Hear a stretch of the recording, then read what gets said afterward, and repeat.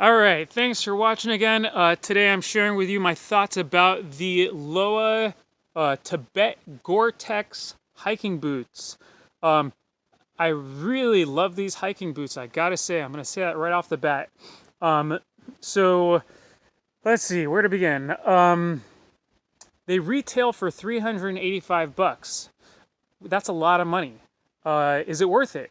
Overall, I think so. I've tried a lot of different hiking boots, a lot of really expensive ones, just the same, nearly the same price, and for various reasons, each one just didn't make the cut. Um, I've been pleasantly surprised with these Lowas. So first of all, there's a few key features I want to highlight about these. So one thing that's nice is it's got this rubber bumper around the toes and around the heels, kind of around most of the shoe, so that it's like a scuff guard basically, so it doesn't destroy the leather in the places that you end up banging it around the most. Next is it's got these Vibram soles. Everybody knows and loves Vibram. They are resolable. I just recently found out, so that's great. You don't have to trash the shoes when the soles finally go. And let's see, another thing that I've never seen on any other boots or shoes before that I think is quite brilliant is, if you can see that, you can see here at these lace holes where the lace goes through, it's got these little ball bearings inside of those. So it makes it really easy to just pull the whole, the laces tight.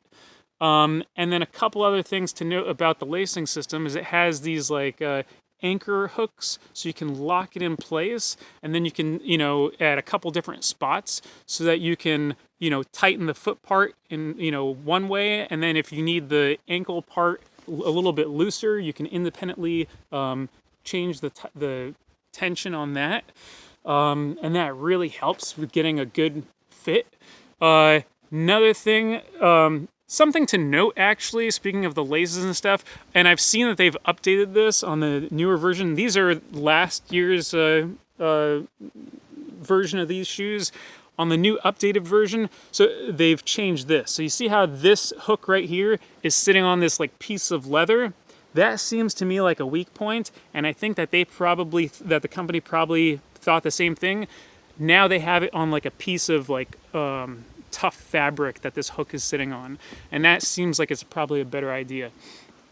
Let's see what else. On the tongue, it's got this little bolt thing, so that you can also, it helps with the fine-tuning the adjustment of the laces. One thing I wish that these boots had a little bit differently on the tongue was I wish that that it had like kind of a stiff outer plastic or something like that, because the way that it is with, just the padded leather and whatever, sometimes the laces do cut into your ankle a little bit, and if it just had some kind of a stiffer shell over this, that would resolve that issue. Kind of like how they do on rollerblades, if you remember rollerblades. Sorry for the non sequitur. Anyway, oh, another thing. So these are waterproof. They're Gore-Tex. They have a nice Gore-Tex liner in them. So they are fully waterproof, which is really important, that your feet stay dry in wet conditions. These are these particular boots are, the height is what they call the mid. They have a taller version, which looks even more like a military type of boot. And one issue is that you do end up getting rocks coming in the top here if you wear it as is.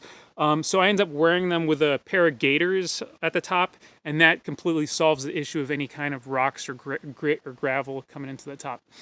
Oh, one thing I wanted to mention that's really, really key about these boots, really the number one or one of the number one things for me about it is I have really fat, wide toes, and these ones that I got are the wide version of these shoes. So it actually has a toe box that's wide enough for my toes. I can actually wiggle my toes inside them, which is incredible. I'm really happy about it. I owned another pair of really expensive boots before, and my little toe was chafing against the edge there. I was not happy about that. Oh, one other thing. So One thing I don't love about them, I mean, I like it, but I also don't, in some ways, is the heel. In general, I'm kind of like into more of like a natural,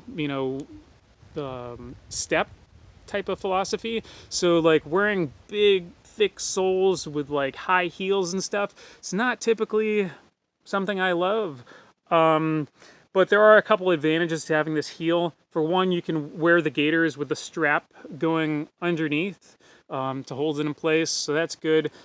Also, with these big, heavy lug soles, in addition to getting really good traction on all kinds of varying terrain, you're also able to. They're also compatible with like strap-on crampons for traveling for hiking on like ice and snow and such. Also, they're quite well insulated. They're not supposed to be specifically like a winter boot, but for my purposes, I end up usually with pretty hot and sweaty feet, so they work really well for me in the winter. I don't think I would need anything more insulated than this in the snow. Might be wrong about that, but that's what it seems to me to be. And let's see. Oh, they're heavy. They're heavy. They're 4 pounds. I would prefer a lighter shoe, but it is what it is. Anyway, overall, I think I've covered all the bases. If not, I'll just do another video. Thanks for watching. Let me know if you got any questions.